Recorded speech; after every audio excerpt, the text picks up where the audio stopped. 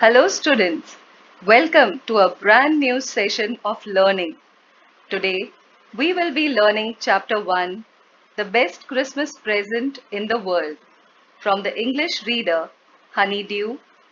But before we begin the lesson, I would like to give you a brief overview of what exactly you will be learning during the course of this year.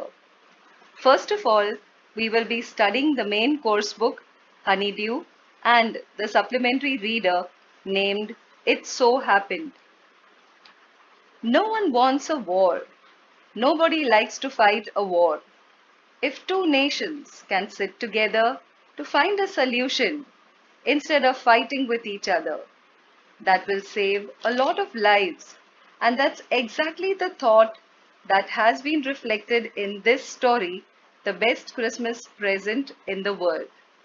But before I tell you more about it, let me introduce you to the author, Sir Michael Morpurgo. Sir Michael Morpurgo is an English book author, poet, and playwright. He is best known for writing children's novels such as Private Peaceful, War Horse. His work is noted for his magical storytelling, for frequent themes such as community and interdependence and relationships between the old and the young, and for vivid settings such as the World War One. Morpurgo became the third Children's Laureate from 2003 to 2005. So, let me tell you about the story that we are about to read. It is one of Morpurgo's stories with the backdrop of the First World War, which took place between 1914 to 1918. In this story, the main character describes his experiences at the war camp to his wife through a letter. Now let's read the story and understand the details. The Best Christmas Present in the World by Sir Michael Morpurgo. I spotted it in a junk shop in Bridport, a roll-top desk. The man said it was early 19th century and oak. I had wanted one, but they were far too expensive. This one was in bad condition, the roll top in several pieces, one leg clumsily mended, scotch marks all down one side. It was going for very little money. I thought I could restore it. It would be a risk, a challenge, but I had to have it. I paid the man and brought it back to my workroom at the back of the garage.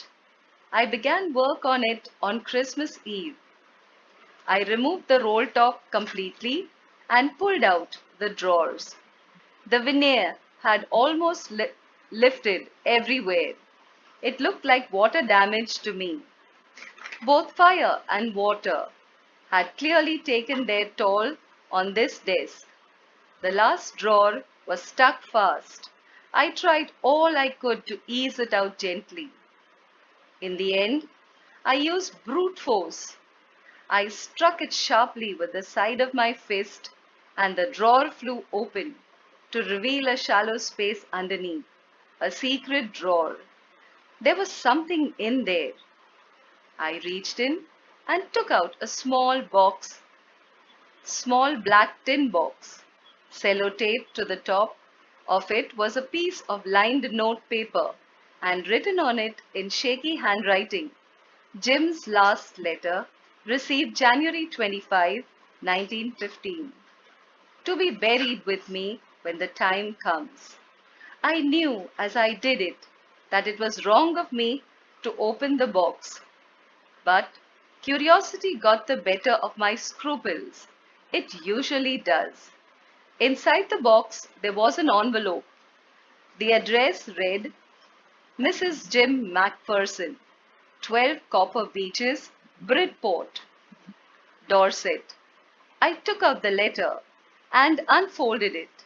It was written in pencil and dated at the top, December 26, 1914. So, children, in this part of the story, we can see that the author visited a junk shop in Bridport. He spotted a roll top desk in this shop and he wanted to buy it. The shopkeeper informed him that the roll top desk was from the early 19th century and was made of oak.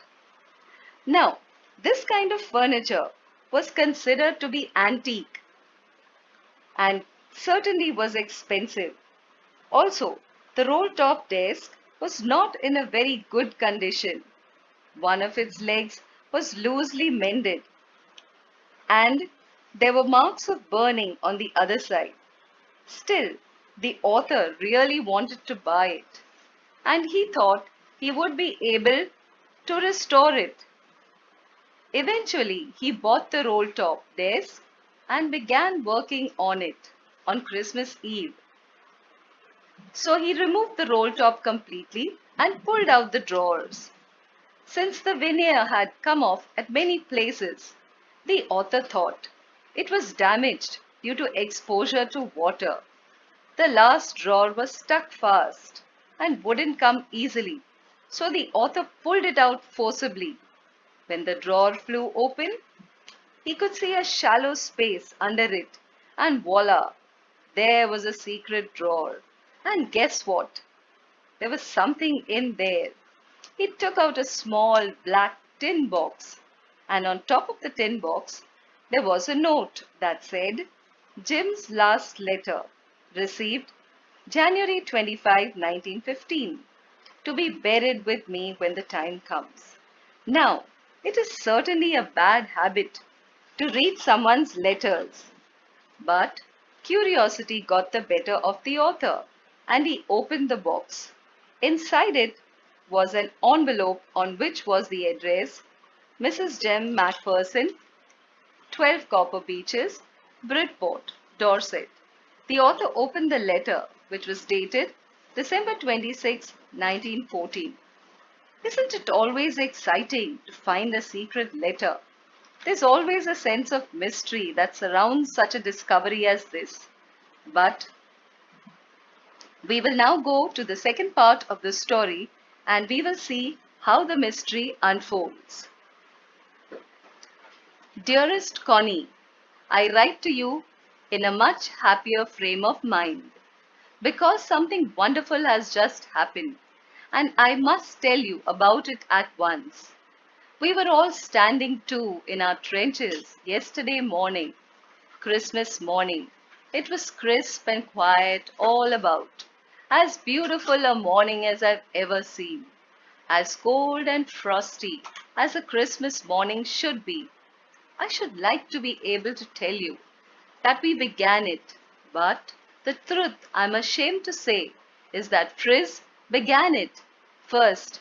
Someone saw a white flag waving from the trenches opposite.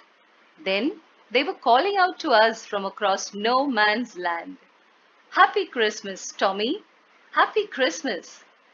When we had got over the surprise, some of us shouted back, Same to you, Frizz! Same to you! I thought that would be that. We all did. But then, suddenly, one of them was up there in his grey greatcoat and waving a white flag. Don't shoot, lads, someone shouted, and no one did. Then there was another Fritz up on the parapet and another. Keep your heads down. I told the men, it's a trick. But it wasn't. One of the Germans was waving a bottle above his head. It is Christmas Day, Tommy. We have schnapps, we have sausage. We meet you. Yes? By this time, there were dozens of them walking towards us across no man's land and not a rifle between them. Little Private Morris was the first up. Come on, boys. What are we waiting for? And then there was no stopping them. I was the officer. I should have stopped them there and then, I suppose. But the truth is that it never even occurred to me I should. All along their line and ours, I could see men walking slowly towards one another, grey coats, khaki coats, meeting in the middle. And I was one of them. I was part of this. In the middle of the war, we were making peace. You cannot imagine, dearest Connie, my feelings as I looked into the eyes of the Fritz officer who approached me, hands outstretched. Hans Wolf, he said, gripping my hand warmly and holding it. I am from Dusseldorf. I play the cello in the orchestra. Happy Christmas. Captain Jim Macpherson, I replied, and a happy Christmas to you too. I'm a school teacher from Dorset in the west of England. Ah, Dorset, he smiled. I know this place. I know it very well. We shared my ration and his excellent sausage, and we talked. Connie, how we talked. He spoke almost perfect English, but it turned out that he had never set foot in Dorset, never even been to England.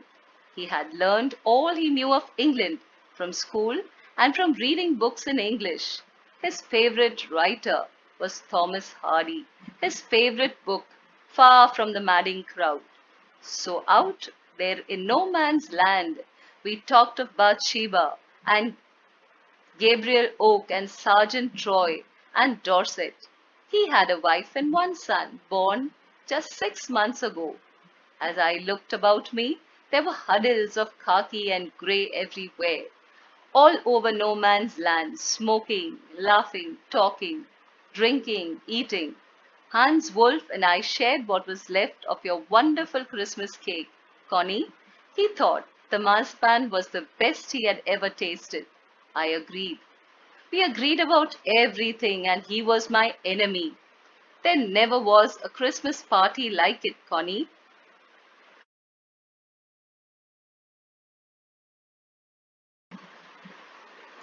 Then someone, I don't know who, brought out a football. Greatcoats were dumped in piles to make goalposts, and the next thing we knew, it was Tommy against Fritz, out in the middle of no man's land. Hans Wolf and I looked on, cheered, clapping our hands and stamping our feet to keep out the cold as much as anything. There was a moment when I noticed our breaths mingling in the air between us. He saw it too and smiled. Jim Macpherson, he said after a while, I think this is how we should resolve this war. A football match. No one dies in a football match. No children are orphaned. No wives become widows. I'd prefer cricket, I told him. Then we Tommies could be sure of winning, probably. We laughed at that, and together we watched the game. Sad to say, Connie, Fritz won 2 goals to 1. But as Hans Wolf generously said, our goal was wider than theirs, so it wasn't quite fair. The time came, and all too soon. When the game was finished, the schnapps and the rum and the sausage had long since run out, and we knew it was all over. I wished Hans well and told him I hoped he would see his family again soon, that the fighting would end and we could all go home. I think that is what every soldier wants on both sides. Hans Wolf said, Take care, Jim Macpherson. I shall never forget this moment, nor you. He saluted and walked away from me slowly, unwillingly. I felt. He turned to wave just once and then became one of the hundreds of grey coated men drifting back towards their trenches. That night, back in our dugouts, we heard them singing a carol and singing it quite beautifully. It was Silent Night. Our boys gave them a rousing chorus of While Shepherds Watched. We exchanged carols for a while, and then we all fell silent. We had had a time of peace and goodwill, a time I will treasure as long as I live. Dearest Connie, by Christmas time next year, this war will be nothing but a distant and terrible memory. I know from all that happened today how much both armies long for peace. We shall soon be together again, I am sure of it. Signed, your loving Jim. Now we shall see what is has been explained in the second part of the lesson. In this part of the lesson, it is a letter written by Jim McPherson to his dear wife Connie. He told her that he was writing to her in a much happier frame of mind because although they were in a war, in a battle, something happened that had caused him to be happy, to have a change of mind. He said that while they were all standing in their trenches a morning before Christmas, the weather was very cold and frosty. But he said that he was ashamed to say that it was not they who had made the first step to offer a truce, but it was the Germans. The Fritz began it. And then they saw someone waving a white flag from the trenches opposite. That was from the German side. Then the German soldiers kept calling out to them across no man's land. And what they said was they kept wishing them a happy Christmas. The English soldiers were quite taken aback. At first, they were quite surprised. But some of them said, "Same to you, Frizz." That means they were wishing the German soldiers a happy Christmas. They thought that would be all, just wishes. But suddenly one of them saw the great coat, that is, the German soldiers in uniform waving a white flag, and they were frightened. Someone said, "Don't shoot," and no one did. Then they saw another German soldier up on the parapet, and then they said, "Keep your heads down." They thought it was probably a trick, but it wasn't. One of the German soldiers was waving a bottle of alcohol above his head, saying, "It's Christmas Day," telling the English soldiers, calling them Tommy. They said, "We have schnapps." They also said that we have sausages and we would like to meet you. Would you? At this time, the English soldiers realized that this was not a ruse. They were not fooling them, but they started walking towards them across no man's land, and they were not carrying their rifles. So they were at peace. Little Private Morris from the English army was the first one. He said, "Come on, boys, what are we waiting for?" And he was the first one to run across to the approaching Germans. And there was no stopping anyone after that. Jim McPherson was the officer. He thought that he should have stopped them. But he's saying the thought never came to his mind when he saw the gesture from the German soldiers. And all along their line, and that is the German line and the English line, they could see men walking towards each other. The German soldiers wearing grey uniform and the English soldiers in khaki, that is brown uniform in the middle. And Jim McPherson was one of them. He was part of this. Little had he expected this, but in the middle of the war, here they were making peace, which was totally unexpected. So he tells his wife, Connie, that his feelings as he looked into the hands of the German officer who approached him and held his hands out, he said, each one of them introduced themselves to the other. The German officer said that he was Hans Wolf, and the, the English officer said, "I am Captain Jim McPherson," and they wished each other a happy Christmas. Jim McPherson said that he was a school teacher. He was a school teacher from Dorset. To which the German officer replied, "Oh, that he knew that place. He knew it very well. He had never visited England, but all that he knew about England was what he had studied during, during school time. And in fact, they found else something else in common that they shared. And what was that? His love for books. He loved to read, and his favorite writer was Thomas Hardy, an English author. And his favorite book was Far from the Madding Crowd. And so that began a conversation where each one of them shared all the books that they had read. Then uh, the sergeant said that he had a wife and one son who was just an infant, 6 months old. And as they looked around them and they saw all the soldiers walking across, eating, smoking, laughing, talking, drinking, both the officers, Hans Wolf and Captain Jim McPherson, shared whatever they had with them. They shared rum and sausages and schnapps, and also the wonderful Christmas cake which had been sent by Jim McPherson's beloved wife, Connie. And he thought that the marzipan was the best they had ever tasted. And Captain Jim McPherson agreed to that.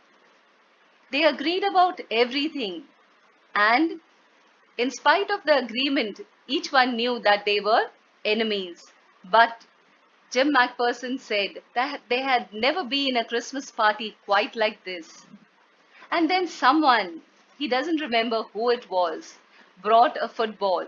And so soldiers from both sides, German soldiers and English soldiers, took off took off their uniforms and dumped them in piles in order to make goalposts. And before they knew it, it was German soldiers against the English soldiers. In the middle of no man's land, they began playing football.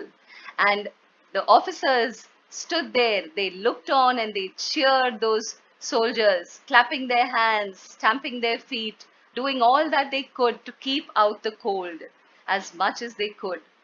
There was a moment when Jim McPherson noticed that even their breaths kept mingling in the air between them.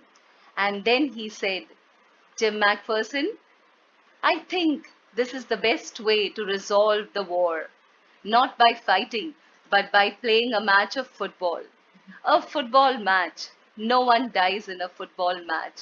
And that is the truth, that during a match, one can win and there will be no casualties, no children will be orphaned, no soldier's wife would become a widow. To which Jim McPherson replied that he agreed, saying that he preferred, instead of football, he preferred cricket. And then he said that the English could be sure of winning because they were very good at cricket. So they laughed at that and together they watched the game. But sad to say that Jim McPherson felt sad because it was the German side that won. The Germans won 2 goals to 1. But Hans Wolf said that, he said that the reason for winning was that their goal post was wider than the English goal post. And so he conceded that they had won because of that reason. And then, as all good things come to an end, the time came, and they all felt that it was too soon. The game was over, the schnapps, the rum, the sausages had long run out, and they all knew it was over. Jim McPherson wished Hans Wolf well and told him he hoped that he would see his family soon and his 6-month-old son. He also wished that the fighting would end and that they could all go home. He said, I think this is what every soldier wants on both sides. So that is where human beings are all the same. No one likes war. Hans Wolf said, take care, Jim McPherson. That he said he would never forget that moment, nor would he forget him. He saluted Jim and walked away very slowly as though he didn't wish to go. At that time, Jim felt that he turned to wave and then he walked along with all the other grey-coated men towards their own trenches. And that night, they heard, while they were in their dugouts, they heard the German soldiers singing a carol, which is a very world-famous carol, Silent Night. And so in response, the English soldiers gave them another carol. They sang another carol of While Shepherds Watched. They exchanged carols for a while and then they all fell silent. They had had their time of peace and goodwill because of the Christmas festival. It was a time that both the sides would treasure as long as they lived. And so, in the ending of the letter, Jim McPherson writes to his wife that he hoped that by the time the next Christmas came, The war would be nothing but a distant memory. He hoped that the war would be over soon. He knew how much both armies longed for peace. And so, in the end, he says, he hoped they would be together very soon. Now we shall go to the third portion of the lesson, the third section of the lesson. I will read it for you. I folded the letter again and slipped it carefully back into its envelope. I kept awake all night. By morning, I knew what I had to do. I drove into Bridport, just a few miles away. I asked a boy, walking his dog where Copper Beeches was, house number 12, turned out to be nothing but a burned out shell, the roof gaping, the windows boarded up. I knocked at the house next door and asked if anyone knew the whereabouts of a Mrs. Macpherson. Oh, yes, said the old man in his slippers. He knew her well. A lovely old lady, he told me, a bit muddle-headed, but at her age she was entitled to be, wasn't she? 101 years old. She had been in the house when it caught fire. No one really knew how the fire had started, but it could well have been the candles. She used candles rather than electricity because she always thought electricity was too expensive. The fireman had got her out just in time, but she was in a nursing home now, he told me, Burlington House on the Dorchester Road on the other side of town.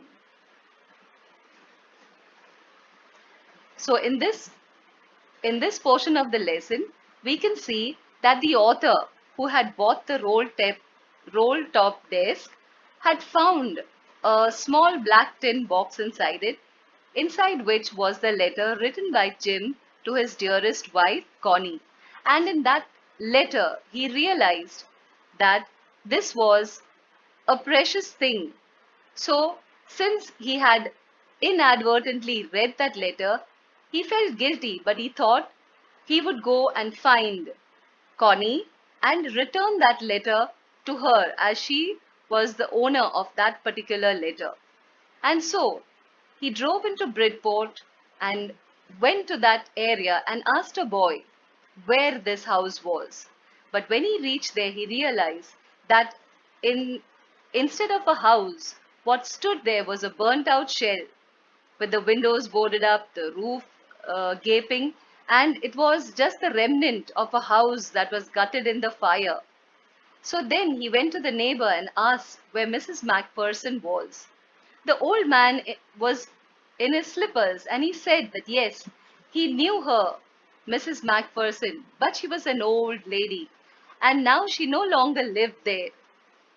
She had been sent to a nursing home in Burlington House on the Dorchester Road, which was on the other side of town. Since he received those instructions, the author decided that he would go there and hand over that letter to her personally. Then we go to the last part of the lesson. I found Burlington House nursing home easily enough. There were paper chains up in the hallway and lighted Christmas trees stood in the corner with a lopsided angel on top. I said I was a friend come to visit Mrs. Macpherson to bring her a Christmas present. I could see through into the dining room where everyone was wearing a paper hat. Everyone was wearing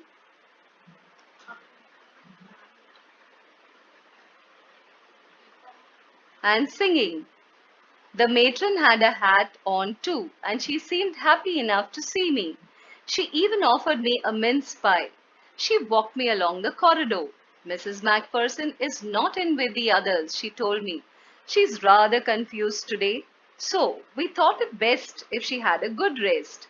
She has no family, you know. No one visits, so I'm sure she'll be only too pleased to see you. She took me into a conservatory with wicker chairs and potted plants all around and left me. The old lady was sitting in a wheelchair, her hands folded in her lap. She had silver white hair pinned into a wispy bun. She was gazing out at the garden. Hello, I said.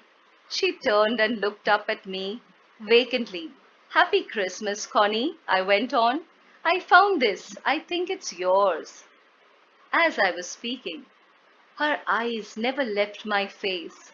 I opened the tin box and gave it to her. That was the moment her eyes lit up with recognition, and her face became suffused with a sudden glow of happiness. I explained about the desk, about how I had found it, but I don't think she was listening. For a while, she said nothing, but stroked the letter tenderly with her fingertips. Suddenly, she reached out and took my hand. Her eyes were filled with tears. You told me you'd come home by Christmas, dearest, she said, and here you are, the best Christmas present in the world. Come closer, Jim, dear. Sit down. I sat down beside her and she kissed my cheek. I read your letters so often, Jim, every day. I wanted to hear your voice in my head. It always made me feel you were with me. And now you are. Now you're back, you can read it to me yourself. Would you do that for me, Jim, dear? I just want to hear your voice again. I'd love that so much. And then perhaps we'll have some tea. I've made you a nice Christmas cake, marzipan all around. I know how much you love marzipan. So here, as we can see, that the author, in his hope of finding Mrs. Jim Macpherson, he goes there finally to the Burlington House nursing home, hoping to find her. And there he sees the whole nursing home decorated very gaily. And when he meets the matron there, she offers him something to eat. And then she tells him that Mrs. Connie isn't with all the other people in the home. She said that she was in a little confused and muddled state that day. And so they decided that she needed some rest. They said that no one visited her. She had no guests, no one to come and talk to her. So at present, she was in the conservatory, which is a kind of a glass house where they have potted plants. And so she was sitting there. Connie was sitting there with wicker chairs and plants all around. She was in a wheelchair. Her hair was silver white and pinned in a bun. She was looking at the garden.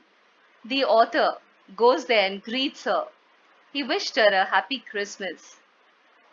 And then he goes there and gives her that little black box in which contained the letter.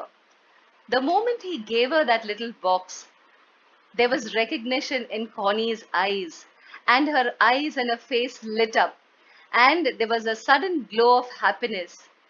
The author explained about the desk and how he had found this there in a secret drawer, but Connie wasn't listening. She only took the letter in her hand and stroked it tenderly. She had gone back in time.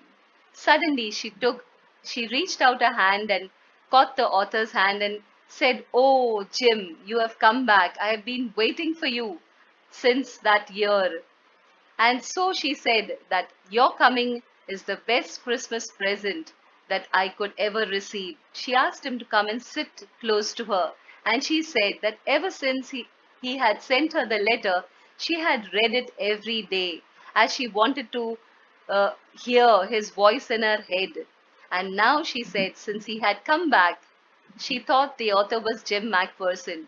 So she told him that since you have come back, why don't you read me the letter yourself? She also said that she had baked him a cake, one that he loved, a marzipan cake. She said she knew how much he loved marzipan. She had done none of those things, but from here we can understand how much she had been longing for the visit, for the coming back of her husband, and that when the author came there in order to return the letter to her, he had gifted her with the best Christmas present in the world. Not just the letter, but in his coming, she saw the coming of Jim Macpherson.